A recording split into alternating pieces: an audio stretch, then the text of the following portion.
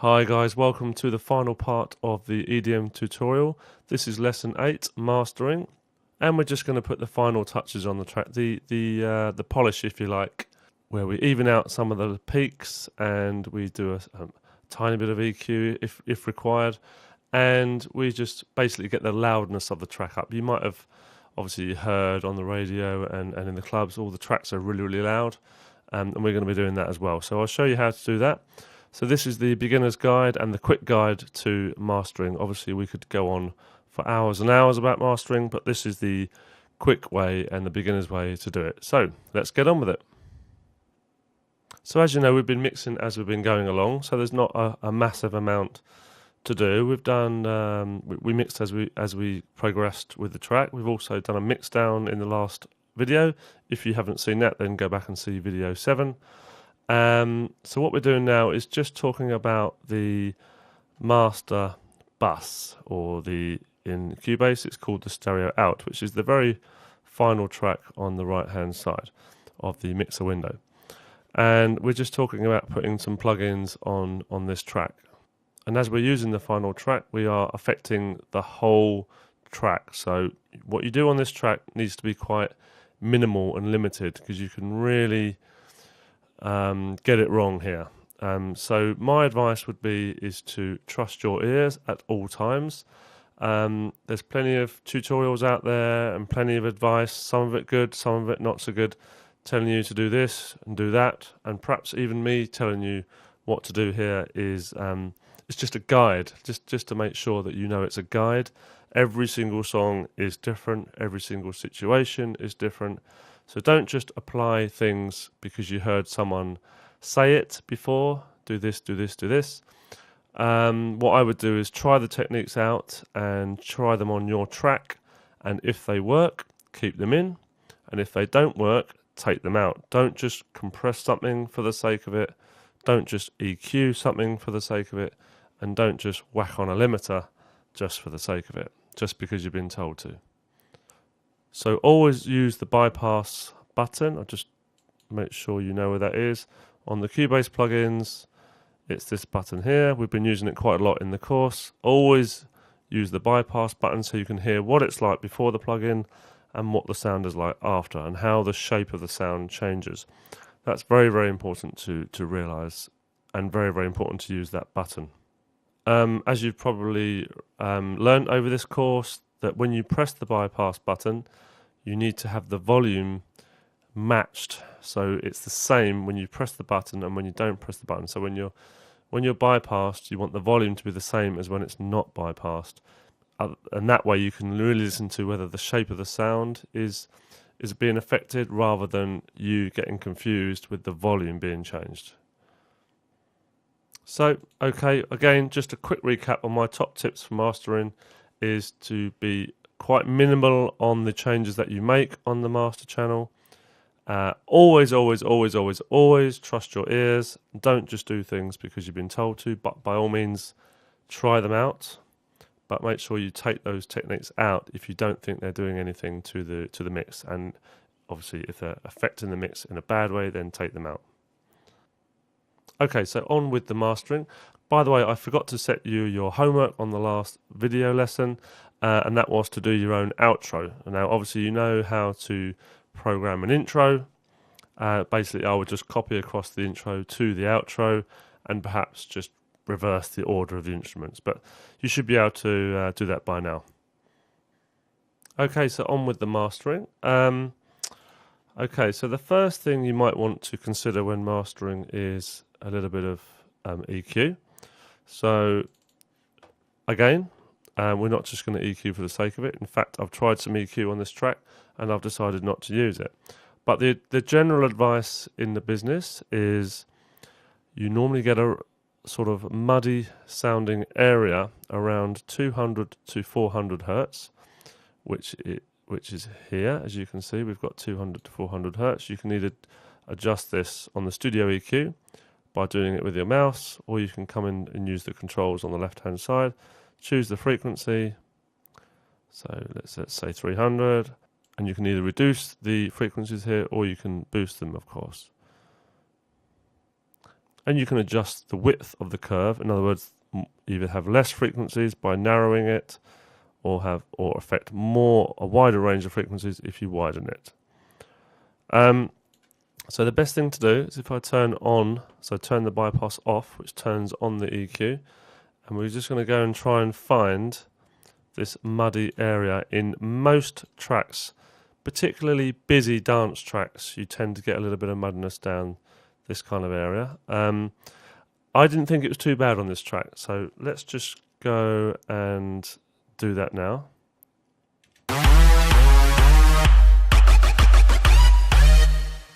By the way, so we're going to boost it to start with to try and find the muddiness. So let's say it's around there, and then we would just bring it down.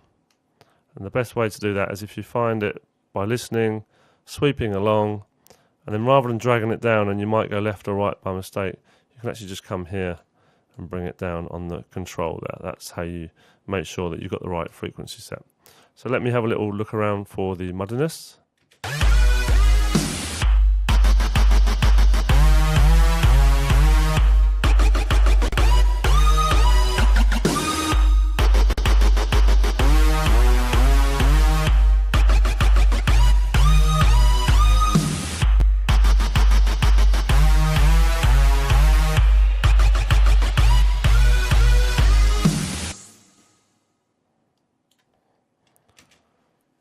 Okay, it seems to be quite muddy around the 200. It's not too bad, but I'm boosting it quite a lot just to make the point. Just going to set this to loop. So I've boosted a hell of a lot there. I mean, you'd never use +12 on an EQ, not unless you're doing something extreme. So I'm just going to reduce this slightly. The technique that I showed you before. We only need like a 2 or 3 dB, perhaps. Again, just reiterating what I said at the start, this is on the master channel, so it's affecting everything that's going on in this track, so therefore you need to be quite minimal about it. Let's do some bypasses, before and after. Before.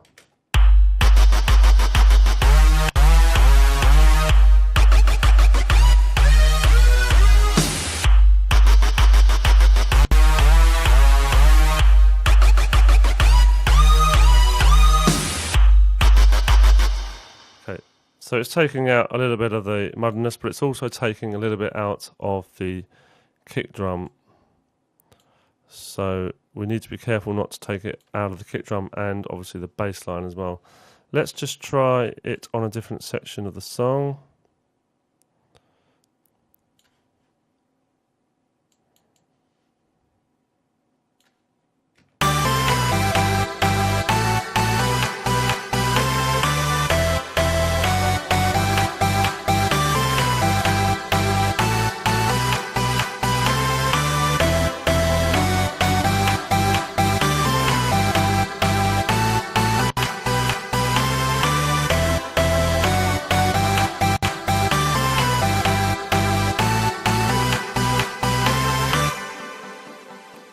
So again, it helps slightly, but it also takes a tiny bit out of the bass and the kick drum. So I'm actually not going to use this technique on this track. The reason is, with this particular track, there's not an awful lot of instruments playing at the same time.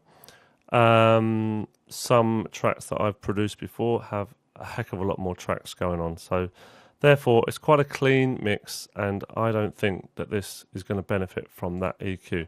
So I'm going to actually just bypass that EQ for now. But it's a good little technique for you to learn, and perhaps in a future production you can just remember that. Okay. The next thing I want to talk about, and would normally come in the chain, is a compressor. If you're not sure what a compressor is, if you think of squeezing the dynamics of the track, which is kind of the peaks, the volume peaks of the track. If you can imagine that when you come to a loud point in the track, you would pull the fader down yourself. What that's actually doing is doing that automatically for you. So every time it hits a loud part, it will actually bring the fader down. In effect, that's what it's doing. So after a threshold, in this case, -17, dB. Anytime after that point, it gets a signal that goes above it, it will reduce that signal by this ratio, which is every 2 for 1. So if the signal comes in at 4, after the threshold, it will come out as 2. Or if it goes in at 2, it will come out as 1. So that's all I want to talk about on compression, really, without going into all the other parameters. Beginner's guide is it squeezes the dynamics. Because we talk a lot in audio about dynamic range, and the easy way to explain that is, let's say, dance music has got quite a low dynamic range. In other words, it's quite loud and similar in volume all the way through. Whereas if you compare that to maybe orchestral music, where you have very, very quiet bits and you have very, very loud bits, that would be described as having a wide dynamic range or a large dynamic range. So what we're trying to do is obviously do electronic dance music, and it's usually quite a squished sound. In other words, it's loud all the way through. So what we're doing is, without doing it too much, is just taking off the tops, the peaks, of the track. And we're going to have this compressor do that for us. So I've already set this up so we get just a little bit of gain reduction here in this channel, in this LED meter here. Let me just show you what that looks like.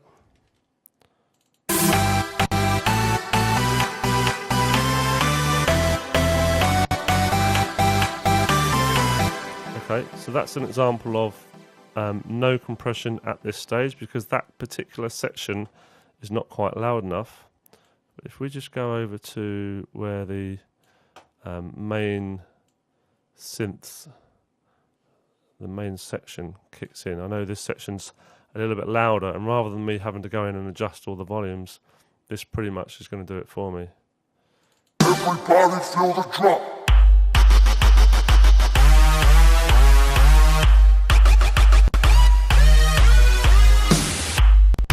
So you can hear that it's reducing the gain slightly, not very much. So I've adjusted this threshold. Let's say if the threshold was down here. So you can see you get a lot more gain reduction, but we don't want to squish it too much. We've been sort of mixing as we go, so we don't need to do too much to this.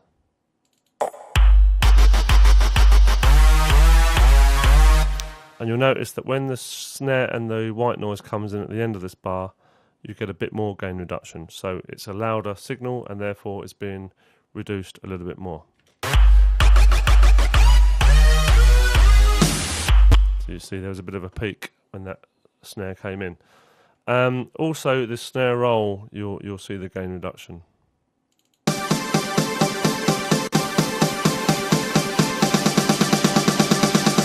Everybody feel the drop.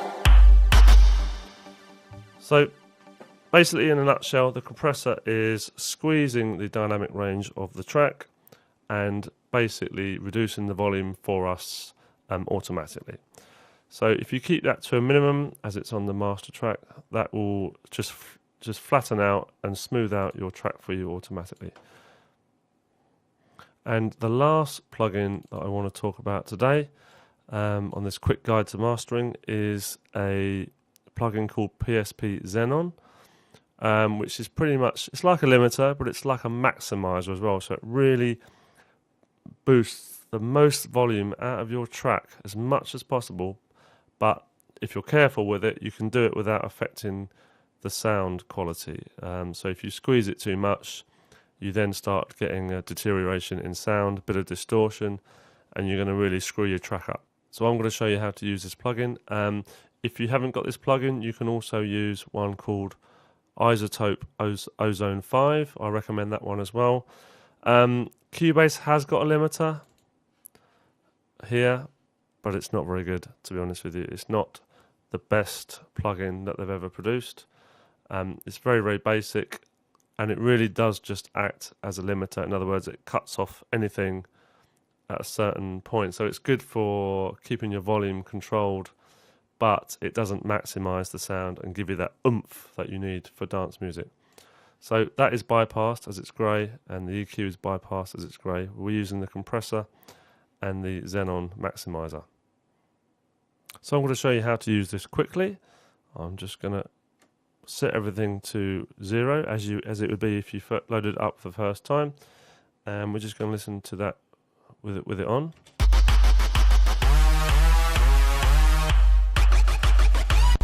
Okay, so we're looking to get in a similar way as we did with the compressor, where you get a little bit of gain reduction. We're looking to do the same here, get a little bit of a gain reduction or attenuation. They're the same thing. Not too far, maybe about -3 dB, which is just a tiny bit here. But we're not just looking at the dials either, we are listening to the sound very carefully. So we're trusting our ears and not our eyes. And what we do is we play the track at various stages. So I've got louder bits and quieter bits. And we're going to increase this input dial right up to the point where we get a little bit of gain reduction. So I'm just going to play around with that.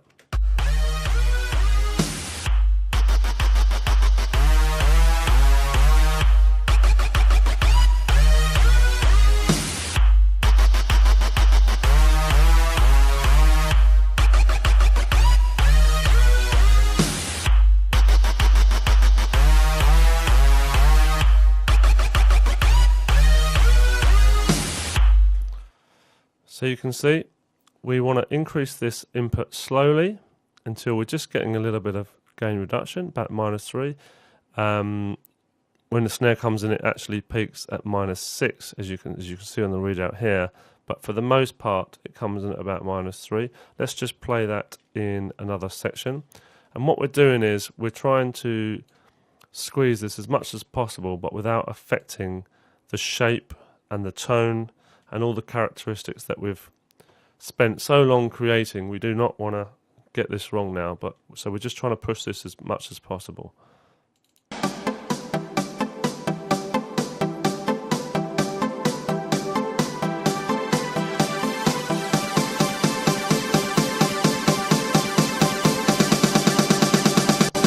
Everybody feel the drop. I'm just going to back that off slightly.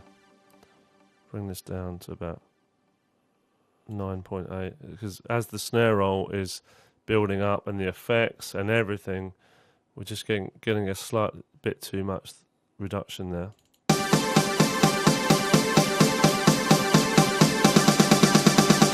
Everybody feel the drop. And it was just starting to, ever so slightly, just starting to distort.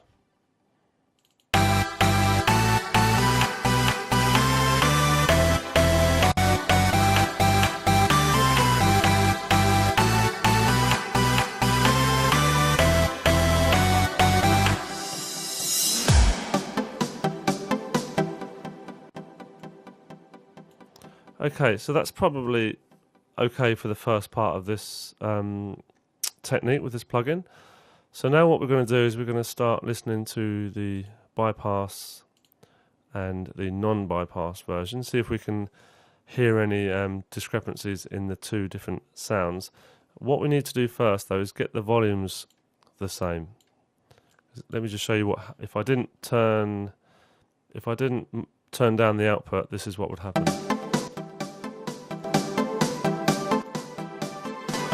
Quite a change in volume there, so we're going to need something around a similar kind of area.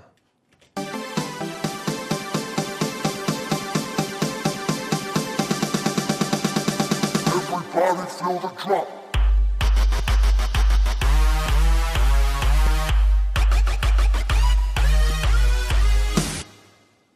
Okay, so we've got the volumes matched, roughly speaking. So my ears are not getting distracted by the volume change. I can now listen to the tone of the sound, the characteristics of the sound, with and without this plugin, to make sure that we're not affecting it too much. So let's do that.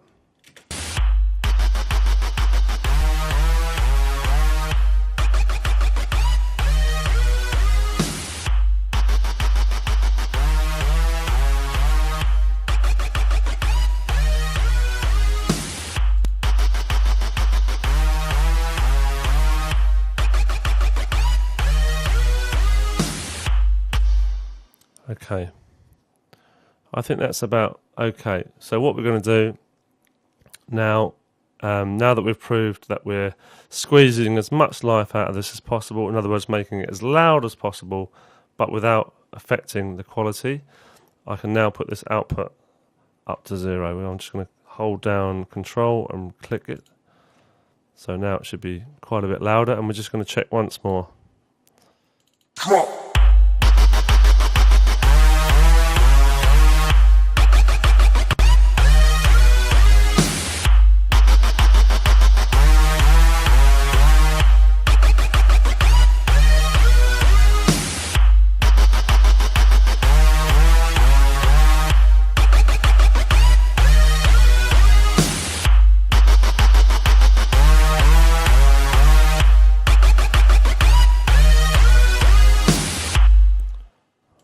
Okay, so we're just about right. Maybe we can squeeze a touch more out of it.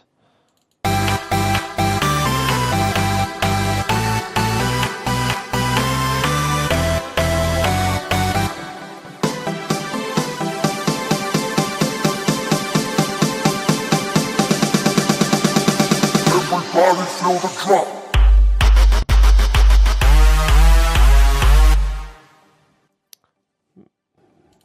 Maybe we can get something like 10.4, 10.3. Anyway, so basically, I've showed you how to use the plugin. We've maximised the sound as much as possible. You need to trust your ears. Again, as I said in previous videos, go away, have a rest, come back and listen to them again. Make sure you use this bypass button. It is the absolute holy grail. We've also applied, you can apply a little bit of EQ if you want to. We've decided not to in this case. Little bit of compression, just flattening out the peaks and troughs a little bit. Nothing too major though, nothing to affect the sound. And we've also used the Xenon maximizer stroke limiter to get the most out of our track as possible. So I think that's probably about it for this tutorial. Your track is now, at this quality, it's probably good enough to send off as a demo to some record labels. You might want to send it off to a professional mastering house, of course, if you want to go the next level. But for mastering at home, that's probably about the best you can do. So this brings me to the end of the EDM course. I hope you've enjoyed it. I really hope you've got plenty out of it. And we wish you all the best from borntoproduce.com. So come along again. We're having more tutorials all the time. We hope to get some more tutorials up there soon. So come and visit us, and all the very best, guys. Cheers. Bye.